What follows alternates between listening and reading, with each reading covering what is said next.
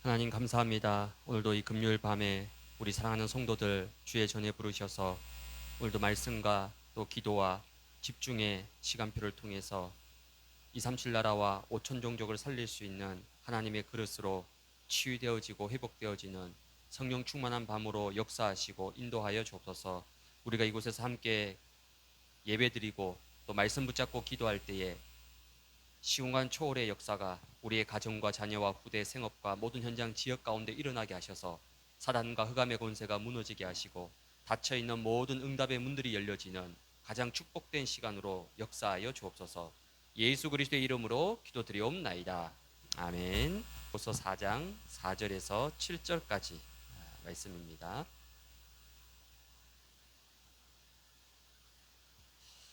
빌립보서 4장 4절에서 7절까지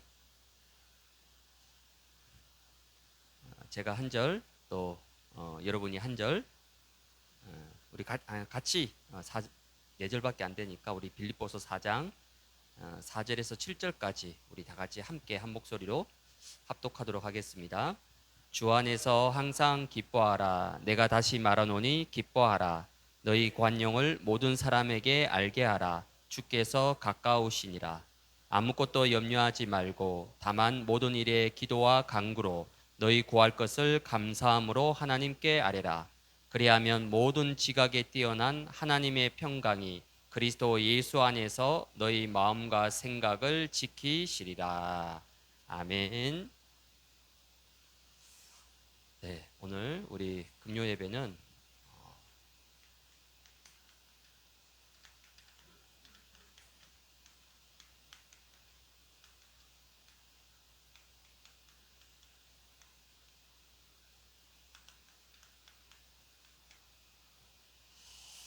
우리 계속해서 우리 금요 예배를 통해서 문제, 분명히 창세기 3장의 세상이기 때문에 문제 있습니다. 그게 당연한 거예요. 특별한 게 아니에요. 근데 제가 이렇게 우리 성도님들이나 이렇게 상담해 보면 내가 제일 힘들다고 생각하는 거예요. 이 세상에서, 이 지구에서 내가 가장 힘들고 어렵다. 꼭 나하고 우리 가정만이 뭔가의 특별한 문제, 어려운 문제를 겪고 있다. 이렇게 생각을 많이. 뭐 그럴 수 있죠. 왜냐하면 내가 겪고 있는 문제니까 그게 제일 크다고 생각하는 거예요. 물론 그럴 수 있습니다. 근데 문제 당연한 거예요. 왜? 창세기 3장의 세상이잖아요. 우리가 세상 나라, 사탄 나라에 살고 있잖아요. 당연히 문제 있을 수밖에 없는 거예요. 또 문제만 있는 게 아니라 응답도 옵니다. 근데 응답 받았다고 해서 막 다 된 것처럼 그렇지 않습니다. 응답 있을 수도 있고 없을 수 있어요.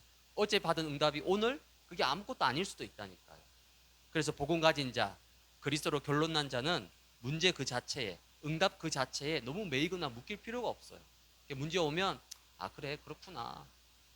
문제 이거 아니야, 아무것도 아니야. 또 응답이 와도 그게 너무 막 흥분하는 게 아니라 응답 이게 다 지나가는 거야. 왜? 문제도 응답도 다 서론이고 과정입니다. 더 중요한 것은 뭐냐면 지금 내가 어떤 기준을 가지고 있느냐, 이게 더 중요한 거예요. 어떤 기준을 내가 가지고 있느냐, 내가 어떤 기준을 가지고 있느냐에 따라서 문제가 아니라 축복이 될 수도 있어요. 그렇죠? 어떤 기준을 가지고 있느냐, 또 내가 지금 어떤 방향을 향해서 가고 있느냐, 그게 더 중요한 거예요. 내가 정말 하나님이 기뻐하시는 방향을 가고 있다라면 문제 와도 괜찮아요. 그게 축복이에요. 근데 하나님이 원하시는 방향을 가지 않고 있는데 뭔가 일이 잘 풀리고 잘 된다. 그렇죠? 그건 진짜 응답일까요? 그렇지 않습니다. 그래서 문제는 내가 지금 어느 방향으로, 그래서 이런 문제 왔을 때 빨리 이걸 확인해야 돼요. 어떤 기준을 가지고 있느냐, 내가 지금 어떤 방향으로 가고 있느냐를 문제를 통해서 우리가 확인해야 되고 응답을 통해서도 확인해야 되는 겁니다.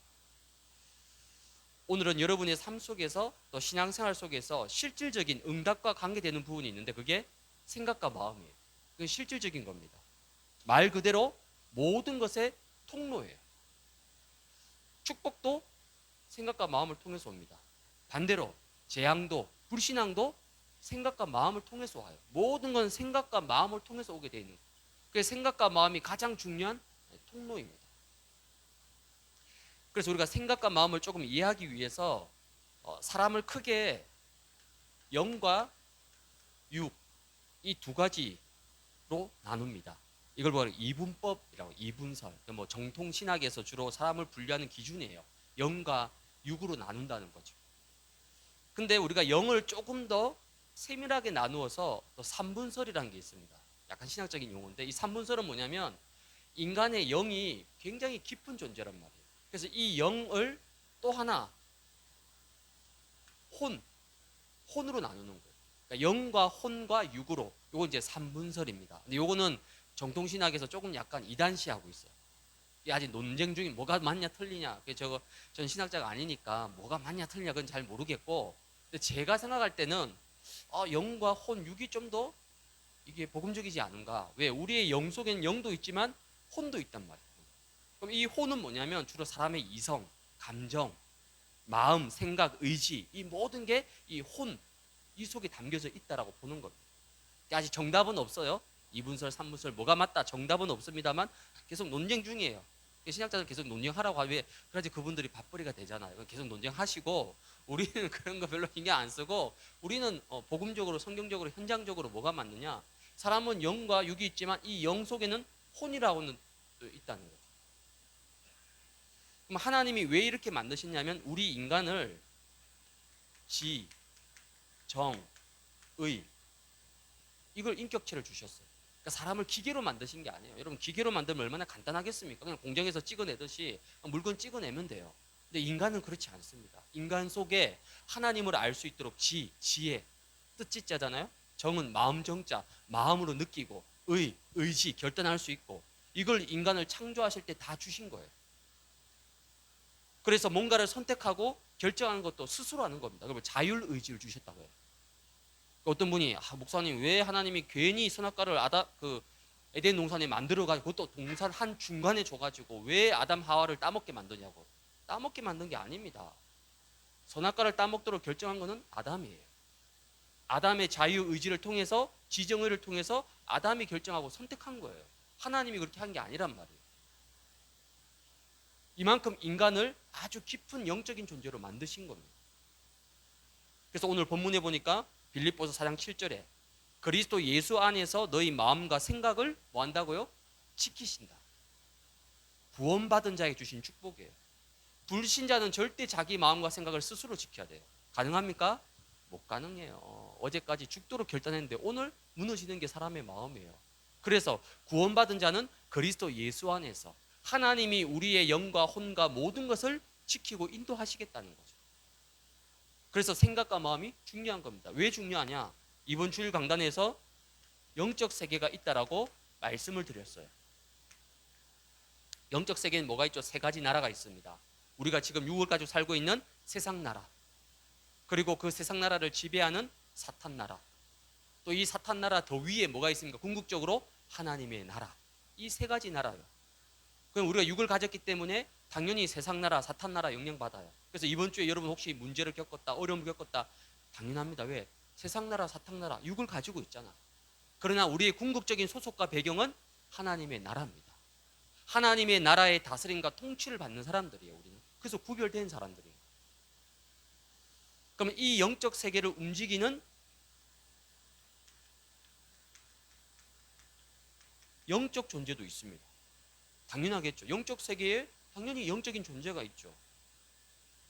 그래서 계시록 12장 9절에 보니까 큰 용이 내쫓기니 옛뱀 곧 마귀라고도 하고 사탄이라고도 한다.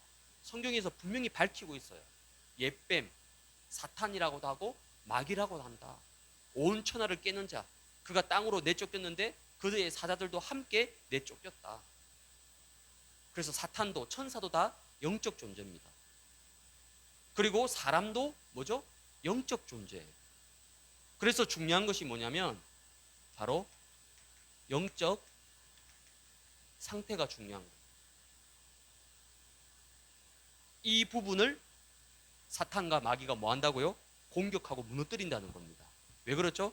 영적인 것이 무너지면 결국 삶도 육신도 다 무너지게 돼 있습니다. 그래서 사탄의 목적은 딱 하나입니다. 뭐죠? 영적 존재인 저와 여러분들이 영적인 축복을 누리지 못하도록. 그거를 공격하는 거예요. 왜? 영적 존재로 지원받은 저와 여러분들이 하나님 주신 영적인 축복을 누려버리면 가정을 살리고 가문 살리고 세계복음 할 거기 때문에 그걸 제일 싫어하는 거예요. 그래서 어떻게 하든지 간에 이 영적인 축복을 누리지 못하도록 속이고 빼앗아가는 거예요. 저와 여러분들이 은혜 받지 못하도록. 왜? 구원받은 자가 은혜 받으면 큰일 나거든요. 은혜 받으면 막 힘없고 막 다 살려버리니까 어떻게 하든 간에 은혜 못 받도록. 그래서 영적으로 무기력하게 살도록. 그래서 어디를 건드리죠? 생각과 마음을 건드리는 거예요. 그래서 에베소서 6장 16절에 보니까 악한 자의 불화살을 소멸한다. 악한 자가 불화살을 쏜다는 거예요. 화전. 이 사단 마귀가 우리의 생각과 마음 속에, 우리의 지정의 속에, 우리의 영과 혼 속에 뭐 한다고요? 불화살을 계속 쏘아대는 거예요. 한번 괜찮을 수 있어. 왜? 그래도 내가 예배 드렸잖아요. 말씀 붙잡았잖아요. 기도했잖아요. 한 번 불화살 맞는 거 괜찮습니다. 근데 두 번, 이게 세 번, 네 번, 점점점 반복되면 어떻게 됩니까? 어느 날 이 영적 상태에 금이 가기 시작하는 거예요. 균열이 생깁니다. 그러면 틈이 벌어져요. 그러면 에베소서 4장 27절에 보니까 마귀에게 틈을 주지 말라. 왜 틈을 주지 말라고? 처음부터 이 사탄 마귀가 막 큰 것을 가지고 공격하지 않습니다. 여러분, 큰 문제 터지면 여러분이 그래도 언약의 사람이기 때문에 영적으로 집중하고 기도한다니까요. 근데 별거 아닌 거, 뭐 크게 대수롭지 않은 거, 요 작은 틈을 파고 들어가지고 우리의 생각과 마음을 완전히 무너뜨리는 거예요. 처음부터 큰 거로 불신하는 사람 아무도 없습니다. 근데 어떤 거요? 작은 거, 아무것도 아닌 거, 사소한 거, 요거에 서운하고 섭섭하고. 그 제일 무서운 마귀가 뭐라고요? 섭섭마귀. 아무것도 아닌 건데 섭섭하다는 거예요. 섭섭하다는 거예요. 그 작은 것 하나에 뭐죠? 틈을 파고드는 거예요.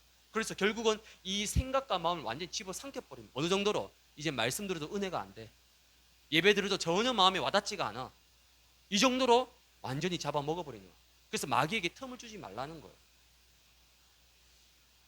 그렇다면 이 사단이 파고드는 틈, 생각과 마음, 이 부분을 우리가 어떻게 해야 되느냐? 첫 번째는 우리의 생각을 치유해야 됩니다. 요한복음 14장 2절에 보니까 마귀가 벌써 가룟 유다의 마음에 예수를 팔려는 생각을 넣었더라. 가룟 유다가 처음부터 나 저 예수님 팔아야지 그 생각했겠습니까? 아니죠. 가룟 유다가 누굽니까? 12제자 가운데 한 명이에요. 그 12명 중에서 제일 똑똑해요. 그래서 예수님이 뭘 맡겼죠?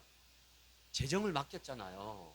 회계를 맡겼잖아요. 아무한테 안 맡깁니다. 최소한 술을 아는 사람한테 맡기잖아요. 이만큼 이 가룟 유다는 엘리트입니다. 똑똑해요. 근데 어느 날 그 똑똑함이 너무 많다 보니까 예수님의 말씀이 순하게 들려지고, 예수님이 늘 가난한 자, 병든 자, 뭐 세리, 창녀 이런 사람들 만나니까 이 가룟 유다의 이성에 안 맞는 거야. 메시아가 저렇게 메시아 맞는가? 점점점 의심이 생기는 거예요. 뭐죠? 틈이 벌어지기 시작했어요. 영적 상태가 서서히 무너지기 시작합니다. 금이 가기 시작해요. 여기에 사탄이 알고 뭐합니까? 예수를 팔려는 생각을 싹 집어넣었다는 거예요. 이만큼 생각이 중요하고 반대로 생각이 무서운 거예요. 그래서 여러분이 평소에 혼자 있을 때 주로 무엇을 생각합니까? 지금 우리 같이 함께 예배 드릴 땐 여러분 생각이 다 성령 충만합니다. 근데 문제는 뭐죠? 교회 마치고 집에 돌아가서 혼자 있을 때 내가 주로 뭘 생각합니까? 사실은 그게 진짜 나예요. 그게 나의 영적 상태입니다. 그래서 생각에 가장 큰 영향을 미치는 것, 그게 뭘까요? 각인된 겁니다. 내 생각 속에 각인된 게 있어요. 그게 계속 생각나게 하는 거예요. 그 각인된 것을 뭐 해야 되냐? 치유해야 된다. 주로 뭐가 각인되어 있습니까? 창세기 3장. 창세기 3장 1절에 보니까 동산 모든 나무의 열매를 먹지 말라 하더냐. 이 사단이 뱀을 통해서 하와에게 찾아와서 뭐라고 묻죠? 하나님이 동산의 모든 나무를 다 먹지 말라고 했느냐. 이렇게 교묘한, 그냥 먹지 말라 했냐면 될 텐데 모든 나무를 다 먹지 말라고 했느냐. 벌써 작업을 걸기 시작하죠. 이때 사단이 4절에 보니까 너희가 결코 죽지 아니할 것이다. 벌써 하와의 생각 속에 불신앙을 넣기 시작한 거야. 하나님이 죽을까? 안 죽어, 안 죽어. 괜찮아. 먹어도 안 죽는다고. 계속 하와의 생각 속에 각인시키는 거예요. 그러면서 5절에 뭐라 얘기합니까? 눈이 밝아져서 하나님과 같이 되어서 선악을 알게 될 것이다. 결정적인 생각을 탁 집어넣는 거예요. 그런 다음에 6절에 보니까 하와가 선악과를 쳐다보니까 그 선악과가 어떻게 보였죠? 먹음직도 하고 모함직도 하고 탐스럽게. 아니, 하와가 오늘 처음 이 선악과 봤겠어요? 지금까지 하루에 수천 번 수백 번 봤던 선악과인데 이상하게 이 사탄의 말을 딱 듣고 그 선악과를 쳐다보니까 보암직도 하고 먹음직도 하고 너무 탐스럽게 보이는 거죠. 벌써 생각 자체가 뭡니까? 사탄에게 완전히 잡혀버린 거예요. 그 사탄이 준 그 생각이 완전히 하와 속에 각인돼 버린 거예요. 어느 정도로 이 선악과가 하나님의 약속이 아니고 하나님의 말씀이 아니고 이 선악과를 먹고 싶다는 것이 벌써 각인이 돼 버린 거예요. 이만큼 사탄이 생각 속에 중요한 것을 각인시켜 버리는 거예요. 그래서 거의 다 뭡니까? 내 생각, 거의 다 내 기준, 내 것이 다 각인돼 있어요. 그리고 창세기 6장, 창세기 6장이 뭐죠? 네피림. 창세기 6장 5절에 보니까 마음으로 생각하는 모든 계획이 항상 악할 뿐임을 보시고, 생각하는 모든 것이 뭐하다고요? 악하다는 거예요.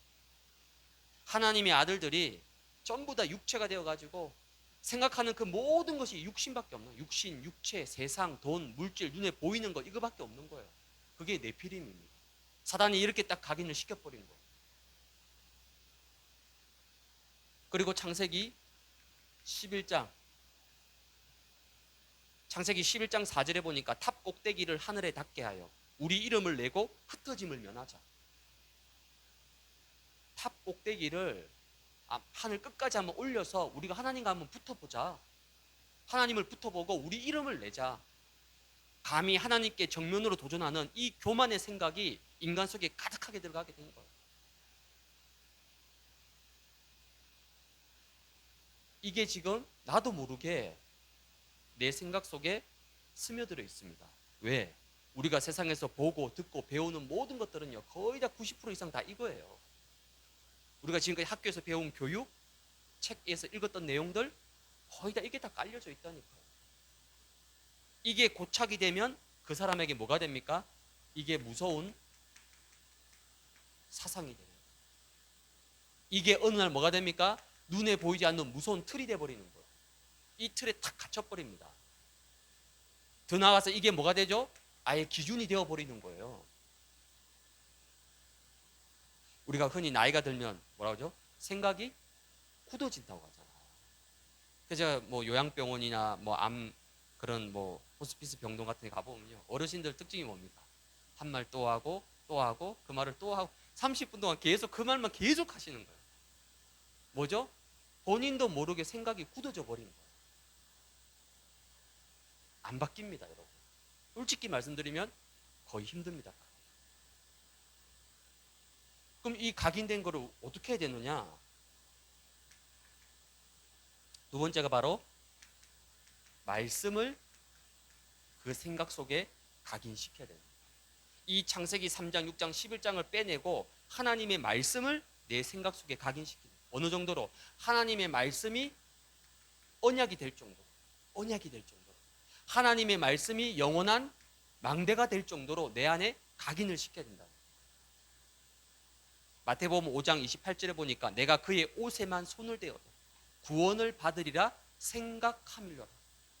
이 혈류증 걸린 여인이요, 그 삶 자체가 12년 동안 모든 의사 병원 다 찾아가 봐도 전혀 낫지를 않고 재산 다 탕진하고 오히려 더 심해지고 더, 그러면 보통 사람 같으면 그 생각이 얼마나 부정적이고 삐뚤어져 있겠어요. 얼마나 세상이 삐뚤하게 보이겠어요. 얼마나 사회가 삐뚤하게 보이겠어요. 얼마나 모든 게 비틀어져 있겠습니까? 근데 이 혈류증 걸린 여인이 어떤 생각을 했죠? 내가 저 예수의 옷자락만 만져도 나을 수 있다라는 생각을 가졌다는 거예요. 아니, 이게 어떻게 가능합니까? 이 혈류증 여인은 예수의 소문을 들을 때마다, 아, 그래, 저 예수가 바로 나의 구원자, 메시아, 그리스도구나. 그 소문을 들을 때마다 자기 속에 계속해서 그게 각인이 된 거예요. 아, 그래, 저 예수가 바로 구원자 맞구나. 저 예수가 진짜 메시아가 맞구나. 저 예수가 정말 모든 것이구나. 그렇다면 저 예수를 내가 붙잡기만 해도 내가 나을 수 있겠구나. 이렇게 각인이 바뀌어버린 겁니다. 이만큼 우리 속에, 우리 영혼 속에, 우리의 영과 혼 속에 하나님의 말씀을 각인시키는 게 이만큼 중요한 거예요. 하나님의 말씀이 각인되면 그때부터 저와 여러분들이 중요한 성령의 인도를 받을 수 있는 축복을 받게 됩니다. 이사야 55장 8절에서 9절에 보니까 이는 내 생각이 너희의 생각과 뭐하다고요? 다르다는 거예요. 내 길은 너희 길과 다르다. 내 생각은 너희의 생각보다 높다. 감히 천지 만물을 창조하신 창조주 하나님의 생각이 창세기 3장에 찌들어 있는 한낱 피조물인 우리의 생각과 같겠습니까? 내 생각은 너희 생각과 다르다는 거예요. 내 길은 너희 길보다 높다는 거예요. 그럼 여러분, 우리가 누구 인도 받는 게 더 확실하겠습니까? IQ 200이 안 되는 우리의 생각이 맞겠습니까? 아니면 천지 만물을 창조하신 무한대의 창조주 하나님의 인도와 생각이 맞겠습니까? 근데 우리의 생각 속에 잘못된 게 각인되다 보니까요, 성령의 인도를 받을 수 없게끔 만드는 거예요. 왜? 이게 더 강해요, 말씀보다. 이게 더 강하다니까요. 이게 더 깊이 각인돼 있다니까요. 그래서 결정적인 순간에 말씀이 아니라 이게 기준돼 버리는 거예요. 이게 나도 모르게 본능적으로 이게 튀어나와 버립니다. 그래서 여러분들이 정말 이게 하나님의 생각인지 아니면 사탄이 주는 생각인지. 왜? 사탄도 영적 존재입니다. 활동해요. 마귀가 가룟 유다의 마음에 예수 팔려는 생각을 집어넣어 버렸습니다. 이게 정말 하나님이 주는 생각인지 아니면 사탄 마귀가 주는 생각인지 아니면 내 생각인지, 이걸 항상 우리가 기도해야 돼요. 그래서 여러분, 내 생각이 항상 틀릴 수 있다라고 생각하셔야 돼요. 근데 제가 보통 상담하고 얘기해 보면요, 자기 생각이 맞다는 거예요. 자기가 맞다는 거예요. 나머지는 다 틀렸다는 거예요. 이거 무섭습니다. 대화가 안 돼요. 소통이 안 돼요. 그래서 아무리 맞는 거라도 내 생각은 언제든지 틀릴 수 있다. 왜? 하나님의 말씀이 더 정확한 거잖아요. 하나님 말씀이 이거라면 내 생각 내려놓을 수 있어야 돼요. 근데 이걸 못 내려놓는 거예요. 이게 왜? 이게 더 강하게 박혀 있는 거예요, 그 사람. 그래서 정말 이게 복음적인 생각인지 아니면 정말 이게 언약적인 생각인지를 우리가 늘 하나님께 질문하고 점검해야 되는 거예요. 이를 위해서 뭐가 필요하냐면 저와 여러분들이 하나님의 말씀을 묵상해야 됩니다. 시편 1편 2절에 보니까 여호와의 율법을 즐거워하여 어느 정도로 주야로 밤낮으로 그의 말씀을 묵상하는도다. 그게 복 있는 사람의 특징입니다. 시편 119편 146, 147절에는 날이 밝기 전에 주의 말씀을 바라보아 주의 말씀을 읊조리려고 새벽에 눈을 떴다. 하나님 말씀을 듣고 묵상하는 게 너무 좋다 보니까 어느덧 시간 보니까 벌써 새벽이 지나가 버려서 밤샜다는 거죠. 그 정도로 하나님의 말씀을 깊이 묵상했다는 거죠. 그래서 이 묵상을 통해서 여러분들이 묵상 기도를 한번 회복해 보시기 바랍니다. 묵상 기도. 묵상이 뭐냐면요, 영어로 메디테이션입니다. 앞에 메디가 붙죠.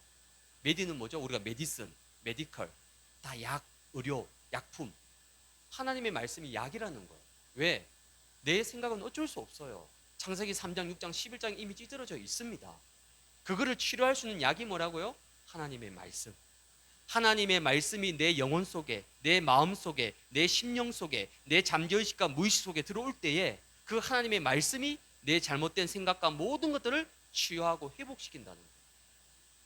그래서 묵상 기도는 뭐냐면 뇌를 치유하는 겁니다. 이 시대 정신병, 중독, 마약 다 뭡니까? 뇌가 문제, 뇌 문제. 뇌에다가 박힌 거예요. 그래서 마약 환자 아무리 상담받고 약물 치료해도요, 안 됩니다. 왜? 뇌 속에 박혀있기 때문에 안 바뀌어요. 근데 하나님의 말씀이 그 영혼 속에 들어갈 때 치유가 되는 거예요. 이게 묵상은 뭐냐면요, 멈추는 시간입니다. 우리는 늘 달리잖아요. 세상에서 달립니다. 왜? 먹고 살아야 되니까, 돈 벌어야 되니까 하루 늘 뛰는 거예요. 근데 뇌가 언제 멈추느냐? 하나님 말씀 묵상할 때 뇌가 멈추는 거예요. 여러분 잠잘 때도 뇌는 움직입니다. 그래서 꿈을 꾸잖아요. 그 뇌는 돌아가는 거 24시간. 근데 유일하게 하나님의 말씀을 붙잡고 묵상할 때에 나의 뇌가 딱 멈추는 거예요. 그리고 하나님의 말씀이 그 속에 박히는 겁니다.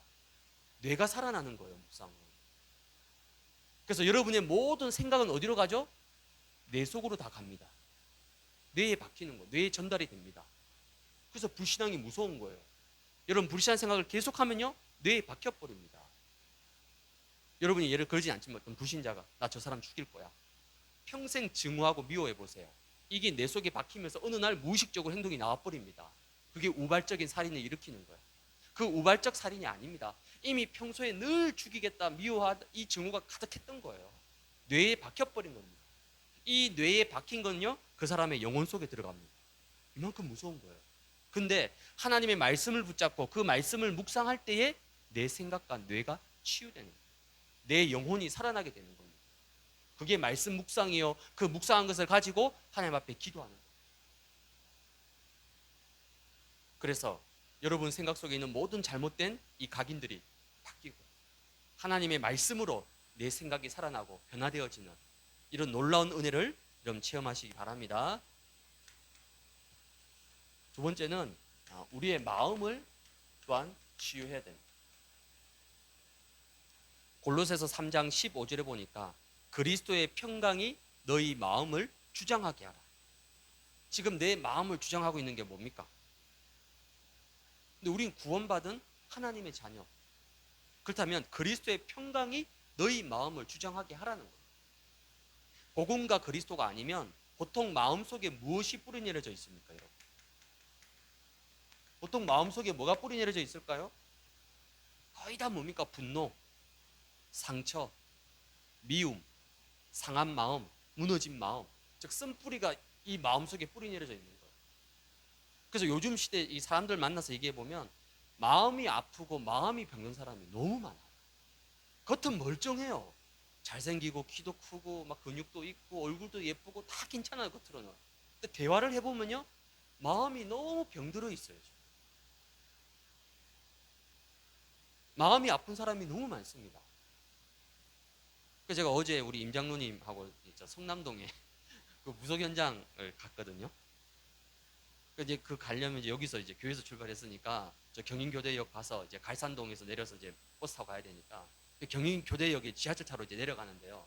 그 경인교대 6번 출구에 보면 이 에스컬레이터가 있습니다. 근데 그게 이제 노후가 돼가서 공사를 한다라고 안내판이 붙어 있고 거기 이제 뭐 이렇게 막 가벽으로 다 설치를 막아버렸어. 12월 31일까지 이제 그 교체하는 공사를 한다고. 그냥 그런가 보다 하고 이제 계단으로 내려갔는데 저 밑에서 막 씩씩거리는 소리가 나는 거예요. 자세히 보니까 어떤 좀 약간 나이 있으신 남자분이요. 입에서 막 쌍욕을 하면서 아유 이 XX 아유 짜증나 더워 죽겠는데부터 시작했어요. 막 올라오는 길에 또 계속 막 욕을 하면서 올라오는 거예요. 그냥 그분의 얼굴을 자세히 봤어요. 그 얼굴 속에요 온갖 분노와 이게 막 아니 그게 물론 뭐 불편하긴 한데 그렇다 해서 막 쌍욕을 할 만큼의 그렇게까지 안 좋은 일일까? 도대체 저분의 마음속에는 뭐가 뿌리내려져 있을까? 뭐가 뿌리내려져 있어 저렇게 마음이 안 들까?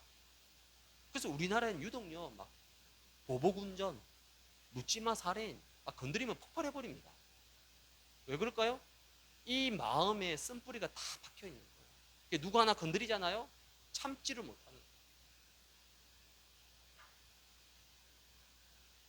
그러면 우리 마음속에는 도대체 뭐가 뿌리내져 있어요? 저분이 뭔가 저렇게 말한다? 그냥 말하는 게 아닙니다. 그 속에 뭔가 뿌리내려져 있는 게 있어요. 그 생각 속에 뭐가 각인된 게 있는 거예요. 결국 사람은 각인된 거 뿌리내린 게 말로 행동으로 나올 수밖에 없는 거예요. 그래서 우리의 마음을 어떻게 해야 되냐면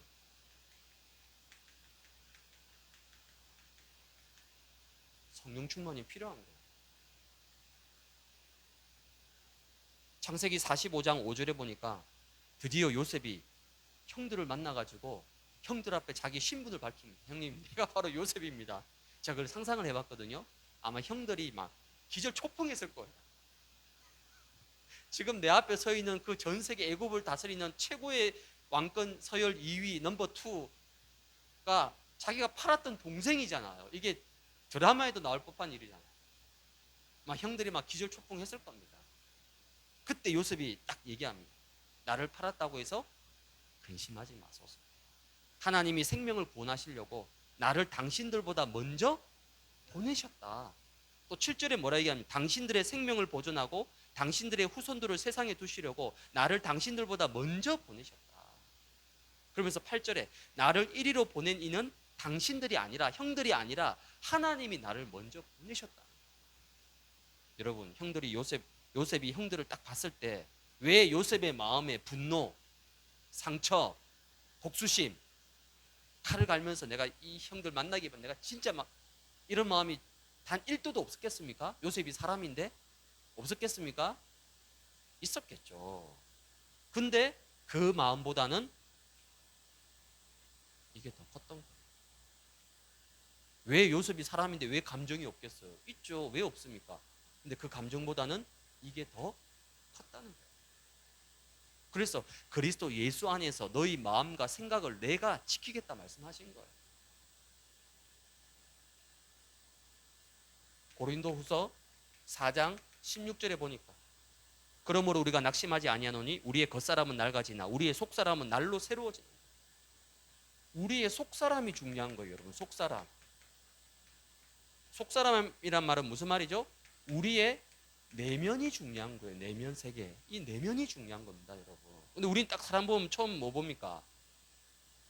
껍데기 보잖아요. 그렇죠? 이 사람이 어떻게 생겼는지, 어디 출신인지, 학교가 어디인지, 뭐 가문이 어떤지. 물론 그게 필요하죠. 중요한 건 뭡니까? 속사람. 껍데기는 다 낡아지고 없어지는 거예요. 이 사람의 내면 속에 뭐가 있느냐가 중요한 거잖아요. 여러분, 빙산의 일각이라는 말 아시죠? 그 물 위에 올라와 있는 그 빙산 조그만 꼭대기는 뭡니까? 10분의 1밖에 안 되는 거예요.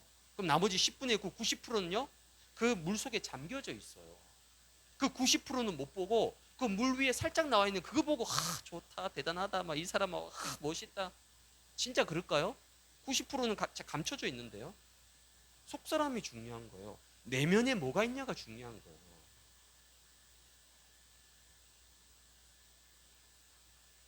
아무리 겉으로 꾸미고 치장하고 감추어도 결국은 속사람과 내면 속에서 모든 것이 다 나오게 됩니다. 그래서 우리의 속사람을 강건케 하는 거 너무나 중요한 거예요. 우리의 속사람이 뭐로 강건해지겠습니까? 사랑하는 자여 내 영혼이 잘 된 것 같이 우리의 영혼이 어떻게 하면 잘 되겠습니까? 오직 복음 외에는, 오직 그리스도 외에는, 오직 하나님의 말씀 외에는 우리의 속사람, 우리의 영혼을 강건케 할 수 있는 것은 없습니다. 그래서 성령 충만은 뭡니까? 결국은 말씀 충만이라는 거죠. 이 말씀 충만을 통해서 내 마음을 지킬 수 있는, 내 마음을 붙들 수 있는 영적 힘이 있어야 됩니다. 왜 불신앙합니까? 영적 힘이 없다는 증거예요. 왜 갈등합니까? 영적 힘이 없다는 거예요. 사단과 마귀가 준 생각이 더 강하다는 거예요. 그건 힘이 없다는 뜻이거든요. 그런 사람은 뭐 야단칠 필요가 없어요. 기도해 줘야 돼요. 영적 힘이 더 강해지도록. 그래서 그 생각과 마음을 넘어설 수 있도록, 복음으로 힘을 얻을 수 있도록. 그건 기도해 줄 제목입니다.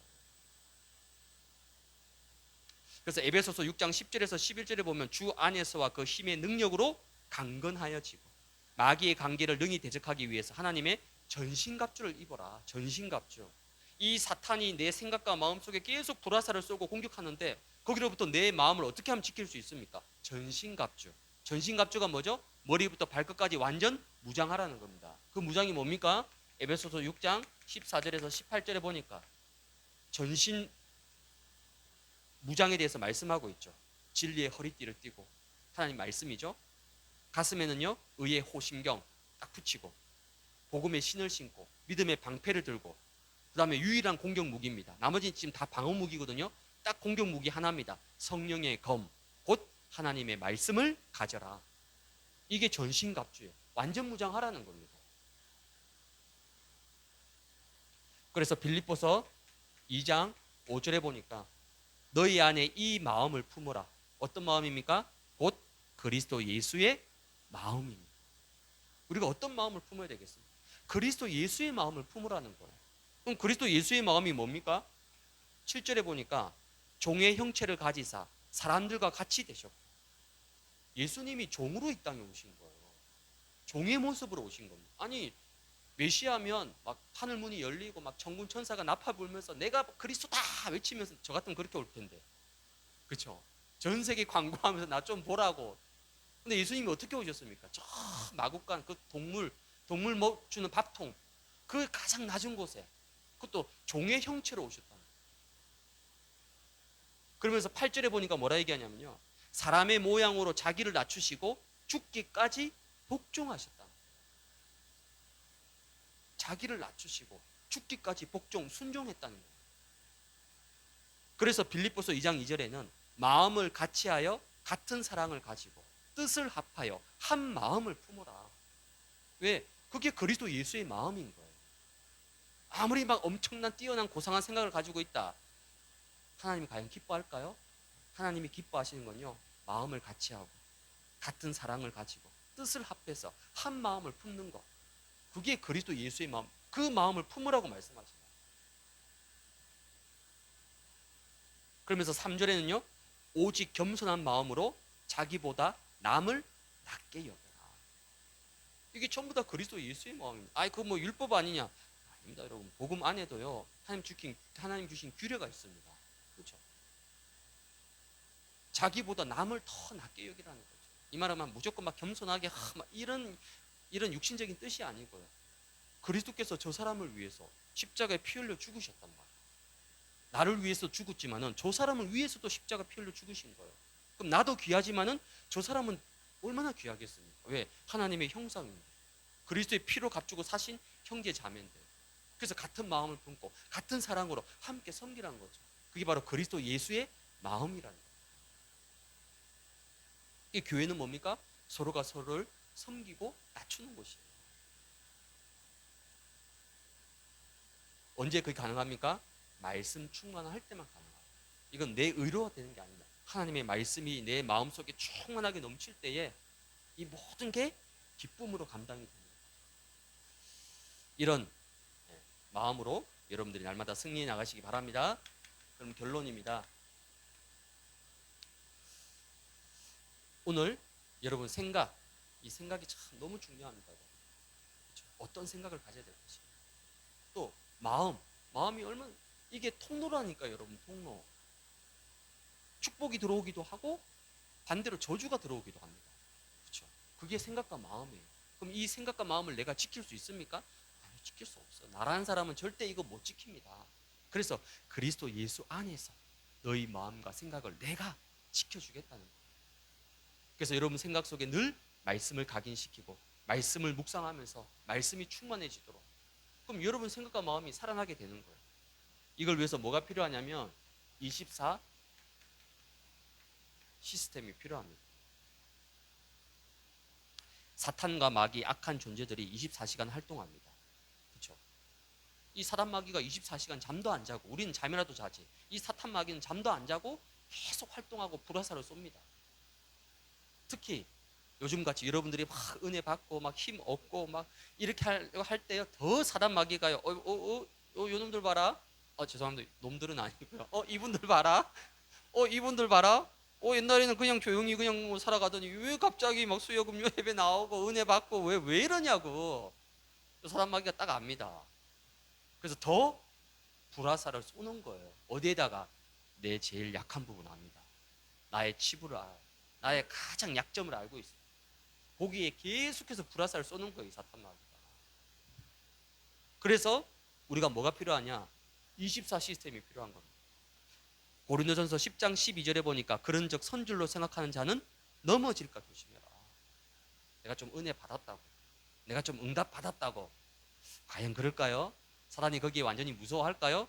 넘어질까 조심해라. 13절에는 하나님께서는 감당할 시험만 주신다고 말씀합니다. 감당치 못할 시험 당함을 허락지 아니하신다는 거예요. 더 중요한 건요, 시험 당할 때에 피할 길을 내사 너희로 능히 감당하게 하시느니라. 그럼 어떤 문제 사건이 와도 하나님이 허락하셨고 감당할 수 있는 힘도 주시고 답도 주시고 능력도 주신다는 거예요. 그게 뭡니까? 24 시스템입니다. 그래서 문제와 어려움이, 시험이 왔을 때 너무 여러분이 막 즉각적으로 생각나는 대로, 또 마음이 막 이렇게 막 움직이는 대로 다 표현하고 다 붙잡으면 안 됩니다, 여러분. 왜? 우리의 생각과 마음은 어쩔 수 없습니다. 근본 뿌리가 창세기 3장이에요.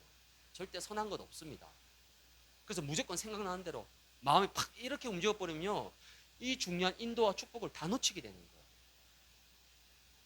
그래서 24 시스템이란 말은 영적 시스템이 필요하다는 겁니다. 내 생각과 마음을 지킬 수 있는, 내 생각과 마음이 24시 성령 충만 속에 머무를 수 있도록 영적 시스템이 있어야 된다는 거예요. 그 영적 시스템이 뭡니까? 하나님이 주신 예배의 축복입니다.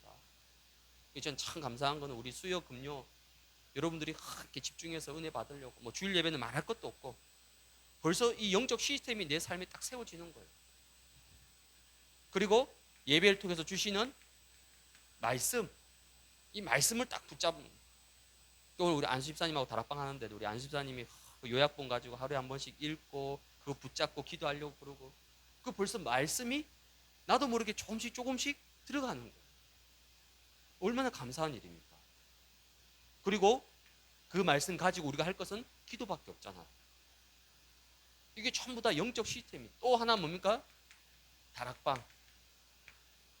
다락방이 뭡니까?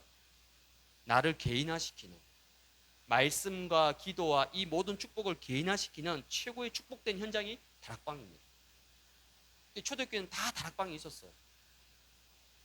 집에서 뭐 합니까? 다락방 있잖아요. 그 집에서 뭐 했습니까? 말씀 붙잡고 포럼하고 기도하고 힘을 얻고. 이게 바로 나만의 성령 충만 시스템이 있어야 되는 거예요. 나의 24 시스템이 있어야 되는 거예요. 그래야지 사탄이 아무리 불화살을 쏘도, 사탄이 생각과 마음을 무너뜨리려고 공격하고 속여도 이미 내 안에 나만의 성령 충만한 영적 시스템이 있기 때문에 쉽게 무너지거나 쉽게 흔들리거나 쉽게 넘어지지 않습니다. 물론 조금은 흔들릴 수 있죠. 사람인데 왜 안 흔들립니까? 있어요. 그러나 이 영적 시스템이 있으면 금방 돌아옵니다. 금방 회복합니다. 금방 다시 일어서게 된다니까. 이게 영적 시스템입니다. 그럼 문제는 지금 내 삶 속에 이런 나의 24 시스템, 영적 시스템이 있느냐는 거죠. 이걸 여러분들이 견고하게 세워 나가셔야 되는 거예요. 그래서 삶 집중이 중요합니다, 여러분. 삶 집중 여러분 잘 아시죠? 아침, 오후, 밤. 그 문제는 여기에 뭘 가지고 하느냐, 내용이 중요한 거예요. 여러분, 예를 들어서 맥도날드나 저기 맘스터치 가면 뭐 먹습니까? 햄버거 먹죠. 햄버거 시킬 때 어떻게 시킵니까? 주로 감자튀김만 하나 딱 시킵니까? 아니죠. 주로 뭐로 시키죠? 세트로 시키죠. 세트. 햄버거, 감자, 뭐 콜라 이렇게. 우리 아들 눈이 막 갑자기 커지. 세트로 시킨단 말이에요. 세트로. 그 삼집중 할 때 누리는 내용도 세트가 있어요. 그 세트가 뭐냐면 여러분 강단, 언약의 말씀, 언약 기도죠. 요거랑 그 다음에 그리스도를 누리는 기도, 그리고 777 망대 여정 이정표를 누리는 기도, 그리고 또 하나는 뭐냐면 여러분이 현장과 그다음 교회를 놓고 요걸 딱 세트로 묶어가지고 아침에, 오후에, 밤에 기도하시면 돼요. 아니면 시간마다 이거 짧게 하셔야 돼요. 길게 하지 마. 길게 하면 자주 못합니다. 짧게 딱 해가지고 시간 날 때마다, 가능하면 몇 시에 한 번씩 정시기도 할 때마다 이걸 세트로 묶어서 여러분 하시면 됩니다. 그러면 나중에 어떻게 되냐면요, 믿음의 반응이 딱 나옵니다. 믿음의 반응이 뭐죠? 전 이 믿음의 반응을 5초 싸움이라고 얘기합니다. 그래서 문제가 딱 터졌어요. 어떤 사건이 딱 터졌습니다. 내 마음이 상하는 일이 딱 터졌어요. 그때 5초 사이에 결정됩니다. 내가 불신앙할 것인지 믿음을 선택할 것인지, 내가 하나님을 선택할 것인지 아니면 사람을 선택할 것인지. 이게 5초 사이에요. 마음과 생각 속에서 딱 결정이 나버립니다. 순간적으로 막 불신앙, 염려, 막 열받고 막 분통 터지고 자존심 상하고 기분 나쁘고, 또 반대로 하나님이 뭘 원하시지? 이런 생각이 5초 사이에 막 왔다 갔다 한다니까요.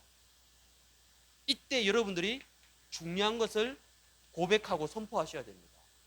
뭘 고백하고 선포하죠? 마태복음 16장 16절. 주는 그리스도시요 살아계신 하나님의 아들이십니다. 지금 이 문제 앞에서, 지금 이 사건 앞에서, 지금 이 사람 앞에서 주는 그리스도시요 살아계신 하나님의 아들이십니다. 그리고 요한복음 19장 30절 다 이루었다. 그렇지. 아니 내가 왜 염려하느냐? 아니 내가 왜 걱정하고 내가 왜 열받아 하느냐? 그리스도께서 십자가에서 다 이루시고 다 끝내셨는데 그걸 선포해야 되는 거예요. 그럼 내가 할 건 뭡니까? 내가 할 건 딱 하나밖에 없어요. 오직 그리스도, 오직 하나님의 나라, 오직 성령 충만. 이 138을 고백하고 선포하시면 되는 거예요. 그러면서 마지막엔요, 갈라디아 2장 20절. 하나님이 최고로 영광 받으십니다. 그래, 그리스도와 함께 나는 십자가 이미 죽었다. 이제 내가 사는 거 아니다. 내 안에 그리스도께서 사시는 것이다. 이 고백과 선포를 나에게, 문제를 향해서, 사람을 향해서, 현장을 향해서 여러분 선포하고 고백하시기 바랍니다. 그러면요, 여러분 모든 게 믿음으로 반응하게 되는 거예요. 그럼 5초 사이에 이미 다 결정 나버리는 거예요. 그러면 로마서 16장 20절에 평강의 하나님께서 속히 사탄을 너희 발 아래 상하게 하시리라. 옛날 성경에는요, 사탄이 무릎 꿇게 될 것이라고 표현되어 있어요. 그래서 오늘 우리 금요 예배 참석하신 우리 모든 성도님들 생각, 마음 너무나 중요한데 이 생각과 마음이 그리스도 예수 안에서 하나님이 지켜나가시는, 그래서 이 생각과 마음이 축복의 통로가 되고 응답의 통로가 되어지는 이런 놀라운 축복을 누려가시기를 주님 이름으로 축복을 드립니다.